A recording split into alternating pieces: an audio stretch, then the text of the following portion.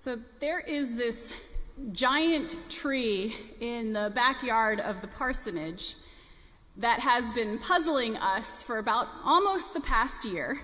We moved in last June, and we would find these little things on the ground that looked like baby cucumbers. And so for a while we thought, well, maybe the Williams family had grown a lot of cucumbers, and when they left, they were cleaning out the garden for us, and some of them got into the yard, and they left us these little baby cucumbers.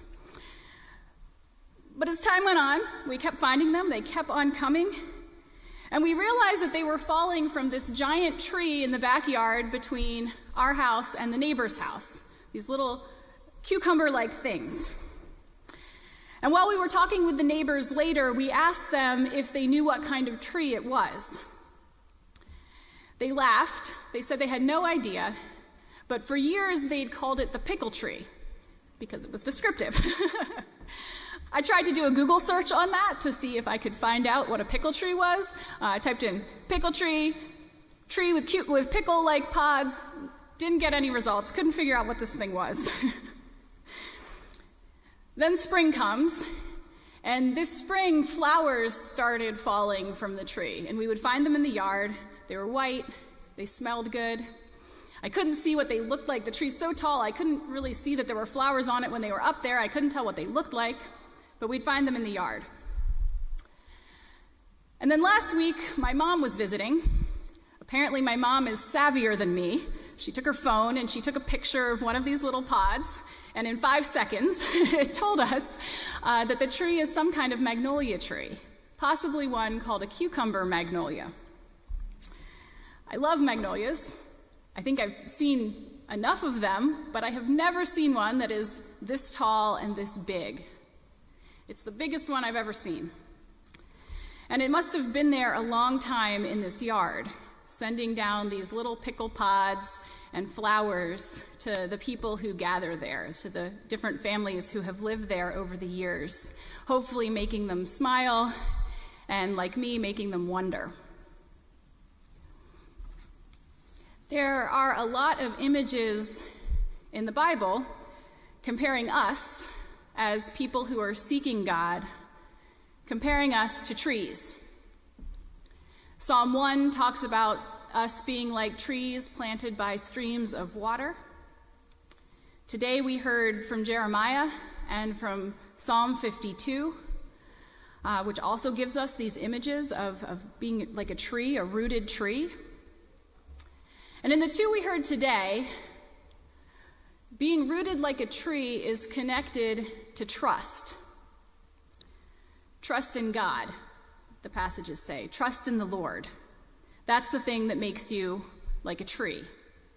That's the thing that gives you roots, that allows you to flower, that causes fruit to come, fruit to form. Now, it's great to say, sometimes it's a good balm for the soul or a prayer for me to read these where it says, trust in the Lord.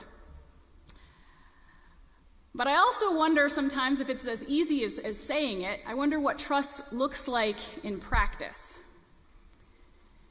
Is trust a kind of inspirational feeling? Is it a mental habit? Is it something that we choose? Do we choose to trust? What does trust mean in the face of challenges we find ourselves going through? Like a difficult diagnosis, or a painful relationship, or a frustrating pattern that we see keep repeating in our life in spite of our attempts to stop it. What does trust look like in practice in the face of life? These are questions that have swum around in my brain at different moments over the years when I've been grasping at trust. And I love how when you hold a question out to God, when you give your question to God, God might not give you a scientific or foul-proof or indisputable answer exactly, maybe not the answer that you're wanting. But very often, God gives you back a gem to wonder about and to hold on to and to enjoy. We hold out a question, and in time, God gives us something to hold on to. One of the little things God's given me to hold on to in response to this question about what trust looks like came through a friend of a member of this congregation. A few weeks ago, one of the members of the Brodersons sent me an article about a good friend of theirs named Beth, who was diagnosed with ovarian cancer back in 2011. The article was published in one of the nearby hospitals, like the medical magazines they put out, and it told Beth's story. It says that as part of coping with her diagnosis, as part of coping with her treatment, she turned to crafting, and especially to something called kirigami, which is the Japanese art of folding and cutting paper. She particularly would make trees, kirigami trees. And she said in the article, "I found making them to be therapeutic and meditative during my cancer journey. In the beginning, I was so stressed and anxious that I could hardly sit in the waiting room at the doctor's office. And so to calm myself, I tore out a piece of paper from one of the magazines the doctor had sitting there. And I started to make a kirigami tree by folding it and tearing it. And then after that, I always started to carry a little pair of scissors on my key ring and a short stack of paper squares. I can make the trees anywhere, standing in line at the grocery store, in the chemotherapy chair.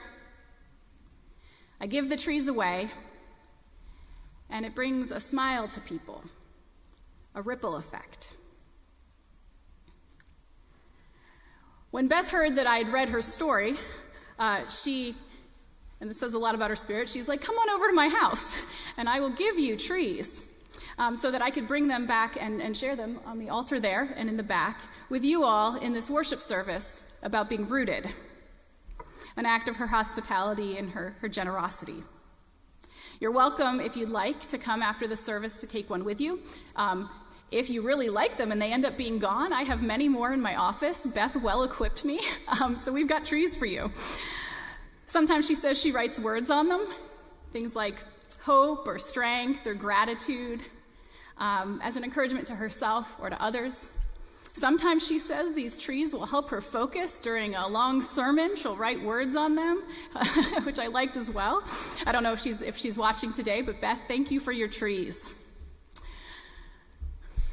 I share Beth's story because in it I sense what trust can look like. Trust that roots us like a tree. It's comforting to me to know that trust doesn't have to look like not feeling afraid. Beth talks about feeling afraid. But I wonder from her if maybe trust is more about an orientation, a way of focusing and a way of facing ourselves toward what we believe matters. Things like God, things like community. And doing that even in the midst of what's hard, even in the midst of what's uncertain, those moments when we feel afraid. So I'm not sure that we can choose to feel trust necessarily, but I do think we can choose to orient ourselves toward things that help trust grow up, or that we can orient ourselves to things maybe that help our roots grow down into it, like a tree. It helps us grow. That even when we don't feel trust, we can live in it. We can turn ourselves toward it. We can open our hands to it. I want to share 3 things that come to mind when I think about turning toward trust. When I think about orienting ourselves toward trust, what does it mean? What do we turn toward as part of that?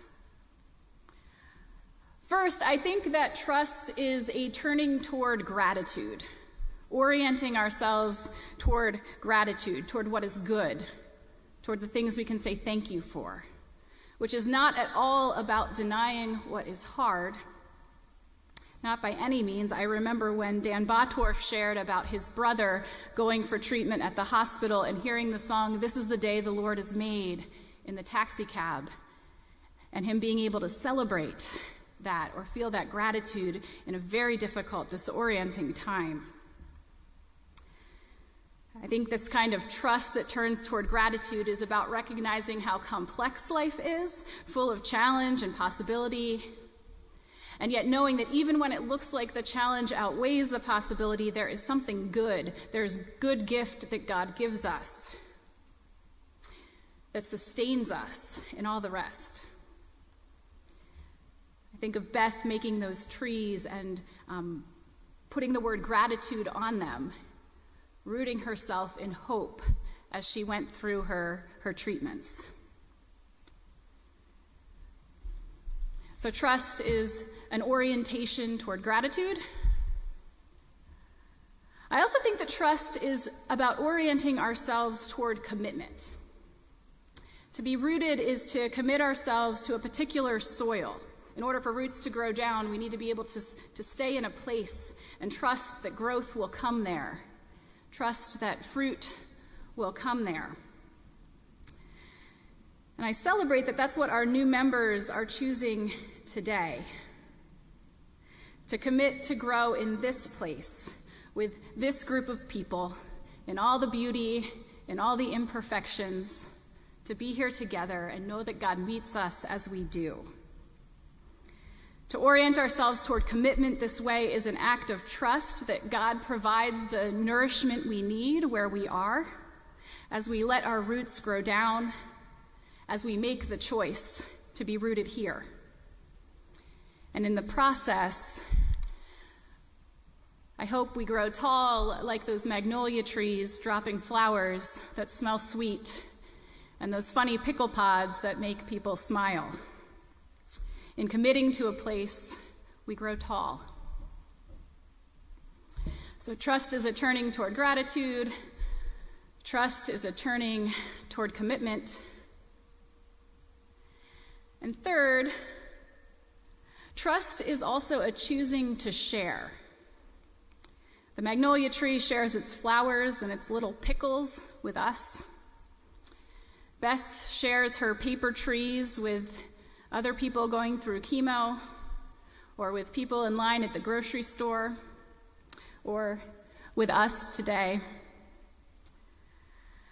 Sharing takes trust. It takes trust to share the good that we have with others, knowing there's enough. And I think that trust in this sense, in the sharing sense, it's not just something that is for individuals, but it's something that's communal. It's something that we do together. Trust, it's a kind of trust we take on as a community.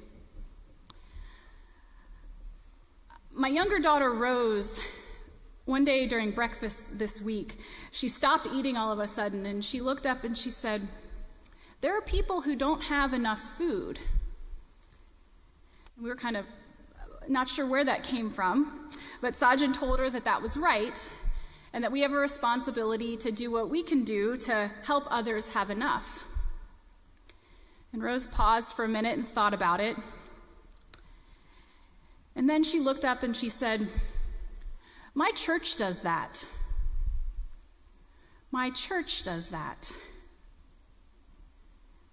She went on to remember, "We packed backpacks for people. They were really heavy." She was referring to an event that the kids did back in April where they packed toiletries in backpacks for individuals who were returning out of prison to connect with their families and to find jobs. The kids packed them to be so full that they were heavy. Not heavy like a burden, but like a gift. And here's what I want to say to end today. First, I'm so grateful that Rose thinks of her church when she thinks of sharing. I'm grateful that this church, that FUMC Westfield, is a place that welcomes children and that empowers them to help others, and that a kid who's been here for just a short time calls it her church. That's something to celebrate.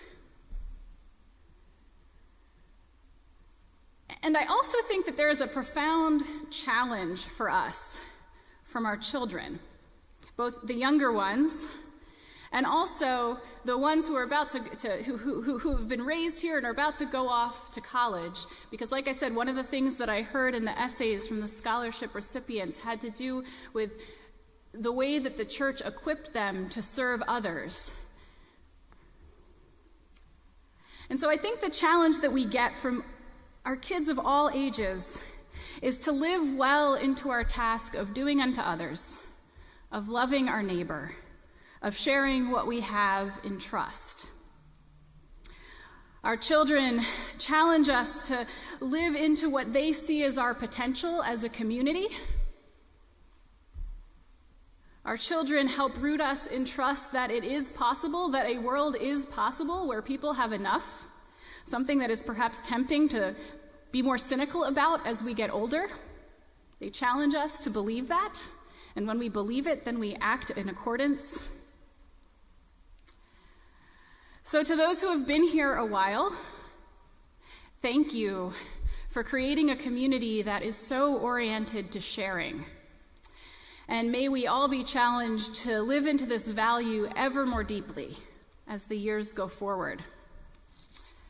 To the people joining today, thank you for choosing to have enough trust to root yourself here, to journey together here, imperfections and all, looking for the gratitude, committing to grow together, and committing to share what we have, to do our best to love God and neighbor together.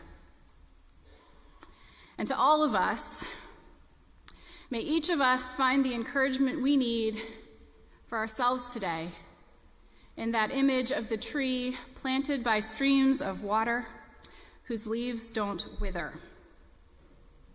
May we live in trust. May we root ourselves in trust in God, in trust in each other. May we orient ourselves to trust through gratitude and through commitment and through sharing. Praise God. Amen.